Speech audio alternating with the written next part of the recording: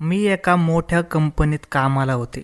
माझा बॉस एक खूप मोठ्या जमीनदाराचा मुलगा होता आणि तो स्वतः मात्र खूप मोठा बिझनेसमॅन होता. जितका तो श्रीमंत होता तितकाच गर्विष्ठपणा त्याच्यात ठासून भरलेला होता. कितीही सुंदर मुली त्याच्या समोर आल्या तरी तो त्यांना भाव काही देत नव्हता. परंतु तो माझा अगदी दिवानाच झाला होता. आज पुन्हा एकदा त्याने मला त्याच्या कॅबिनमध्ये बोलवले होते. मी माझ्या घट्ट ड्रेसवरची ओढणी थोडी वर केली होती, कारण मला माहीत होतं की त्याला माझ्या सौंदर्याने आणि माझ्या पर्सनॅलिटीने वेड लावला आहे. खरं तर मी एका मध्यमवर्गीय कुटुंबातील मुलगी होते, परंतु माझे राहणीमान, वागणे आणि बोलणे अगदी श्रीमंतासारखे स्टायलिश होते. मी मागच्या 6 महिन्यांपासून त्या कंपनीमध्ये काम करत होते आणि याच्या आधी देखील मी एका चांगल्या कंपनीमध्ये काम केले होते. हेच कारण होते की माझ्या चांगल्या शैक्षणिक रेकॉर्डसोबतच माझ्या काम करण्याचा अनुभव देखील खूप होता.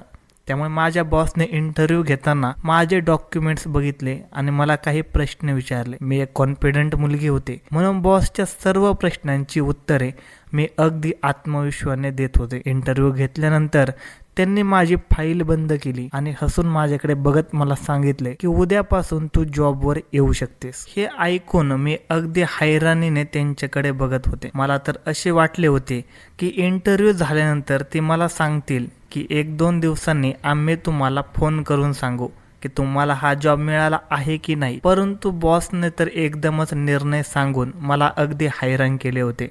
मला असे हैराण झालेले पाहून तो हसू लागला आणि म्हणाला की हे बघा, प्लीज मला असे पाहू नका, मला लगेचच नजर लागते. त्याच्या या अशा कमेंटवर मी थोडे लाजले आणि गालातल्या गालात हसले.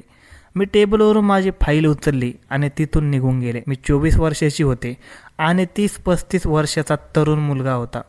मी जेव्हा ऑफिस जॉईन केले तेव्हा मला समजले की माझा हा बॉस एक गर्विष्ठ आणि स्वाभिमानी माणूस आहे. तो त्याच्या ऑफिसमधल्या कर्मचाऱ्यांसोबत नीट बोलायचा देखील नाही.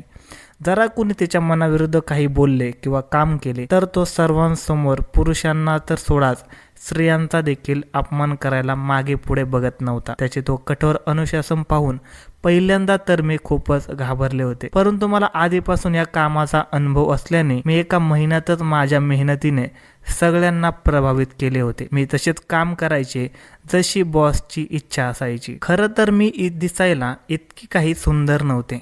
माझा रंग हलकासा सावळा होता, परंतु माझे राहणीमान, कपड्यांची स्टाईल एका मॉडर्न मुलीप्रमाणेच होती. माझी शरीरयष्टी अगदी परफेक्ट होती. खूप वर्षांपासून काम करत असल्याने माझा आत्मविश्वास आता पूर्णपणे वाढला होता. त्यामुळे पुरुषांसोबत बोलण्यामध्ये मला कधी लाज किंवा भीती वाटली नाही. माझ्या बॉस सोबत मी खूप साऱ्या मीटिंग देखील अटेंड केल्या होत्या आणि माझ्या त्या कामाला पाहून माझा बॉस खूप प्रभावित झाला होता. आज पूर्ण 1 महिन्यानंतर त्याने मला त्याच्या कॅबिनमध्ये बोलवले होते. जेव्हा मी त्याच्या कॅबिनमध्ये गेले तेव्हा चेहऱ्यावर मनापासून हसू आणत तो बोलू लागला की मिस वर्षा, मी तुमच्या कामामुळे खूपच खुश आहे. तुम्ही पहिल्या अशा महिला आहात जिने मला आजपर्यंत तक्रारीची एक देखील संधी दिली नाही. खरं तुमच्या कामाचे जितके कौतुक करावे तितके कमीच आहे. यावर मी हसूनच त्यांना म्हणाले की थँक्यू सो मच सर. हळूहळू माझ्या बॉसचे वागणे माझ्या प्रती खूप बदलले होते. आता तो माझ्यासोबत बिझनेस व्यतिरिक्त इतर देखील गप्पा गोष्टी करू लागला होता. कधी मीटिंग नंतर तो मला चांगल्या हॉटेलमध्ये लंचला घेऊन जायचा, तर कधी बाहेर कुठे फिरायला घेऊन जायचा. जितके मी त्याला गरम डोक्याचा आणि गर्विष्ठ समजत होते तसा तो अजिबातच वाटत नव्हता. तो तर खूपच मोकळ्या मनाचा होता. त्याच्यासोबत वेळ घालवता घालवता मला कळलेच नाही की मी कधी त्याच्या प्रेमात पडले. खरं तर मी त्या मुलींपैकी अजिबात नव्हते ज्या वास्तव्यापेक्षा स्वप्नाचे एक वेगळे जग निर्माण करतात. मी एक प्रॅक्टिकल मुलगी होते. मी नक्कीच मध्यमवर्गीय कुटुंबातील होते, परंतु मी माझ्या नोकरीतून कमवलेल्या पैशातून एक चांगल्या परिसरात फ्लॅट भाड्याने घेतला होता. माझ्या छोट्या बहीण भावांना देखील मी चांगल्या शाळेत शिकवत होते. माझी जीवनशैली एकंदरीतच मॉडर्न फॅमिलीप्रमाणेच होती. पण माझे आई वडील मात्र खूप साधे होते. माझ्या वडिलांना हार्टचा प्रॉब्लेम होता, त्यामुळे मी नोकरी करू लागले होते. खरं तर आमच्या गावामध्ये मुलीच्या शिक्षणानंतर त्यांची लगेचच लग्न लावून दिले जाते, पण मी आमच्या कुटुंबातील आणि गावातली पहिलीच मुलगी होते जिने नोकरीला प्राधान्य दिले होते.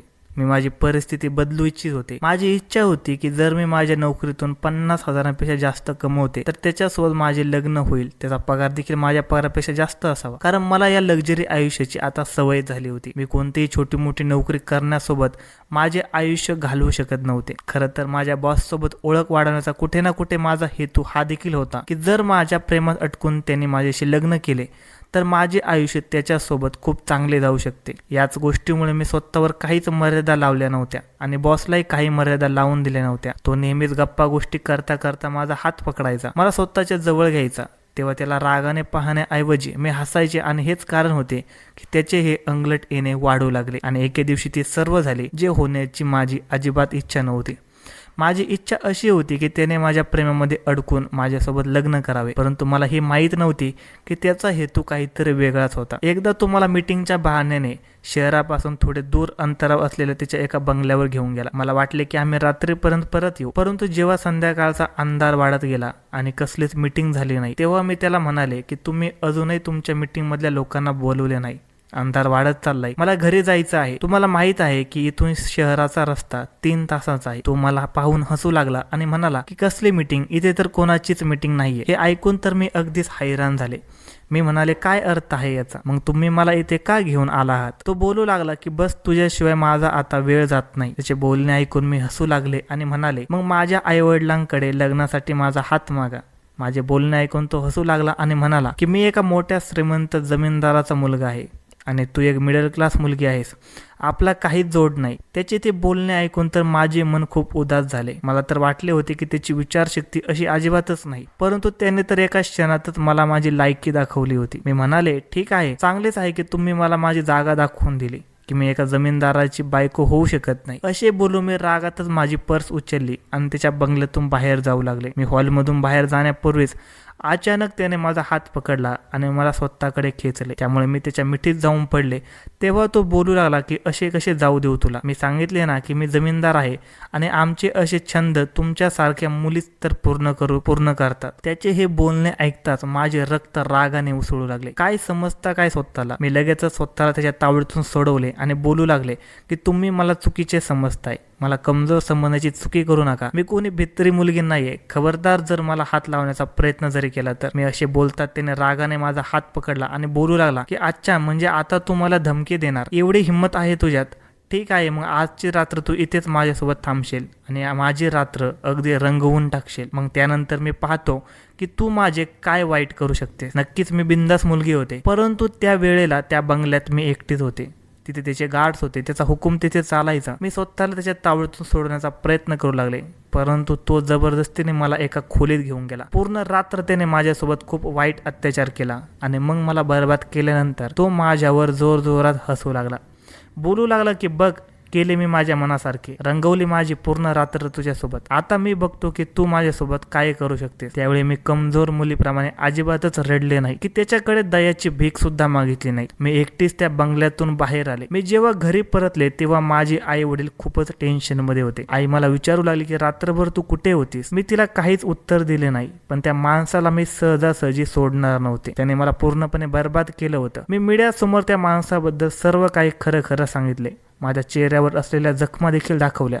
पहिल्यांदा तर ही बातमी खूप पसरली, परंतु त्या जमीनदाराच्या पैशासमोर त्या बातमीला दुसराच रंग दिला गेला की मी दुसऱ्या कोणासोबत तरी रात्र घालवली आहे आणि स्वतःची अब्रू घालून आता आरोप त्या जमीनदारावर लावला आहे. मी सर्वांसमोर वाईट झाले होते. मी नोकरी सोडली. लोकांचा सामना करणे आता माझ्यासाठी खूपच कठीण जात होते. माझा सगळा आत्मविश्वास संपून गेला होता. वर्षानुवर्षे मेहनत करून कमवलेल्या इज्जतीला त्या माणसाने एका झटक्यात मातीमोल केले होते. या सर्व गोष्टीमुळे मी खूपच डिप्रेशनमध्ये चालले होते. माझे वडील माझ्या बदनामीचा तो धक्का सहन करू शकले नाहीत आणि त्यांना मेजर हार्ट अटॅक आला. हॉस्पिटलमध्ये घेऊन जात असताना रस्त्यावरच त्यांचा मृत्यू झाला. मी स्वतः माझ्या वडिलांना घेऊन हॉस्पिटलमध्ये गेले होते आणि माझ्या वडिलांच्या मृत्यूची बातमी ऐकून तिथेच बेशुद्ध होऊन पडले. परंतु जेव्हा मला शुद्ध आले तेव्हा अजून एक मोठे संकट माझ्यासमोर उभं होतं.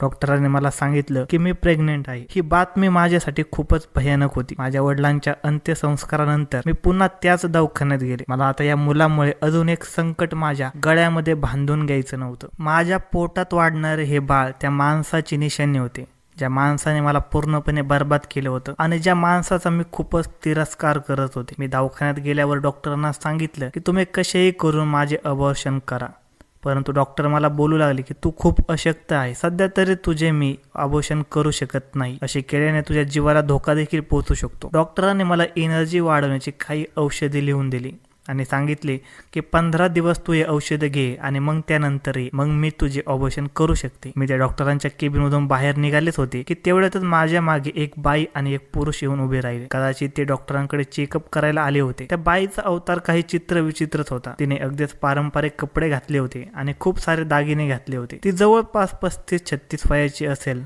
परंतु तिच्यासोबत उभ्या असलेल्या माणसाला पाहून तर मला खूप मोठा धक्काच बसला. तो माणूस दुसरा कोणी नसून माझा बॉसच होता. त्याला पाहून रागाने माझे डोळे लालबंद झाले होते आणि तोही मला खूपच रागाने बघत होता. मी तिथून बाहेर निघाले, परंतु दुसऱ्या दिवशी जे संकट आमच्यावर कोसळणार होते त्याबद्दल मी अगदी अनभिज्ञ होते. दुसऱ्या दिवशी माझा तो बॉस माझ्या घरी आला. त्याचे गार्ड देखील त्याच्या सोबत होते. तो माझ्या घरामध्ये जबरदस्तीने आतमध्ये आला. माझी आई आणि माझी लहान बहीण, भाऊ हे सर्व पाहून खूपच घाबरले होते. मी त्याला म्हणाले की तू आता इथे काय घ्यायला आला आहेस? तुला जे पाहिजे होते ते तुला मिळाले आहे.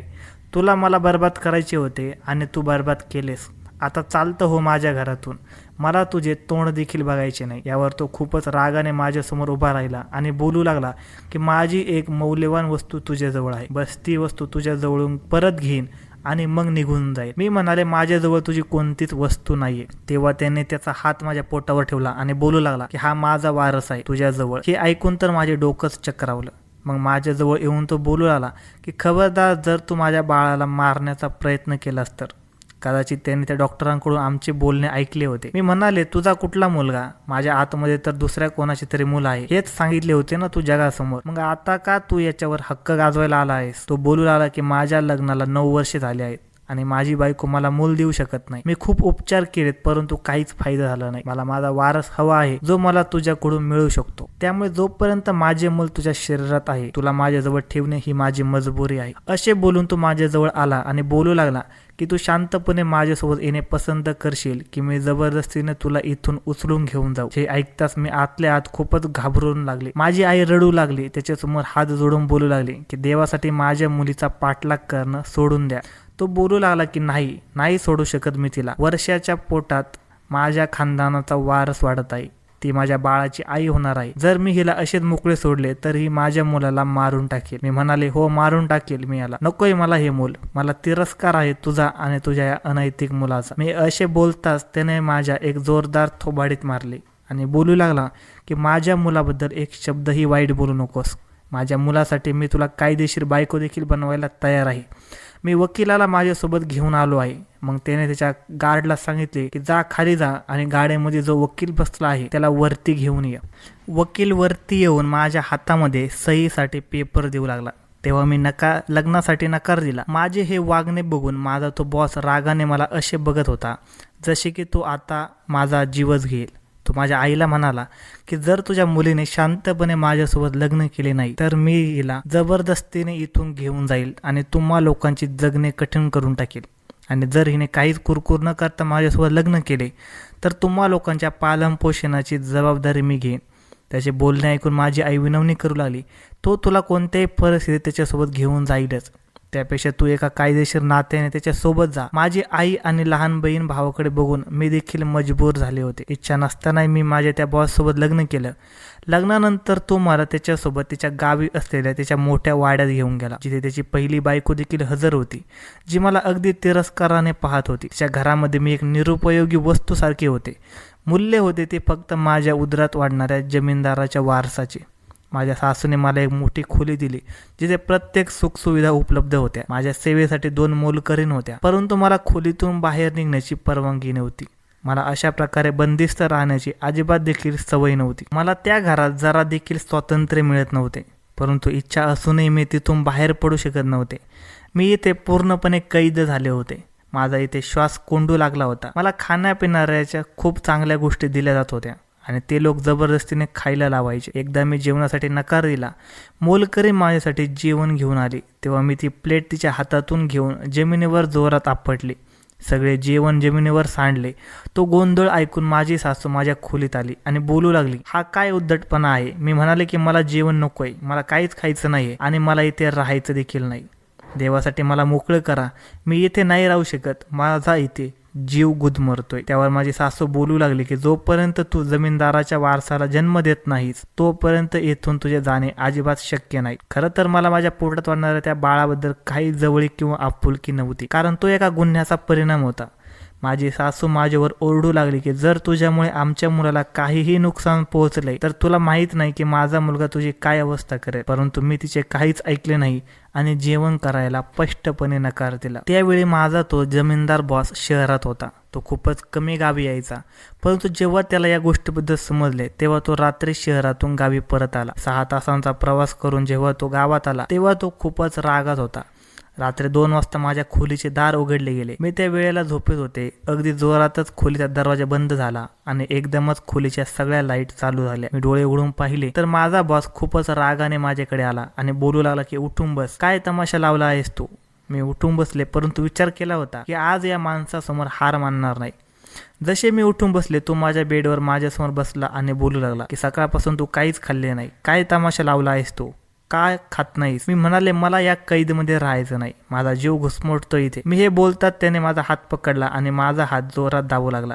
तिच्या या वागण्याने मी वेदनेने कळवळले होते. मी म्हणाले की तू माणूस आहेस की जनावर, सोड माझा हात. त्यावर तो म्हणाला की जर तू माझ्या कोणत्याही गोष्टीला विरोध केलास तर तुला माहीतच आहे की मला माणसापासून जनावर व्हायला जास्त वेळ लागणार नाही. जर तुझ्यामुळे माझ्या मुलाला जरा देखील काही झाले ना तर मी तुझे असे हाल करेल की तू आयुष्यभर लक्षात ठेवशील. मी म्हणाले देव करो आणि तुझे हे मूल माझ्या पोटातच मरून जाऊ. ज्या मुलामुळे मी इतक्या अडचणी सापडल्या आहे त्या मुलाचा मला तिरस्कार आहे. मी हे बोलतात त्याने माझ्या एका जोरदार थोबाडीत मारले आणि बोलू लागला की आज जर तू या तोंडातून शब्द काढलेस, पण जर यापुढे चुकूनही तुझ्या तोंडातून माझ्या मुलाबद्दल असे वाईट शब्द बाहेर पडले तर मी तुझा गळा आवळे. त्या वेळेला तर तो खूपच रागात होता.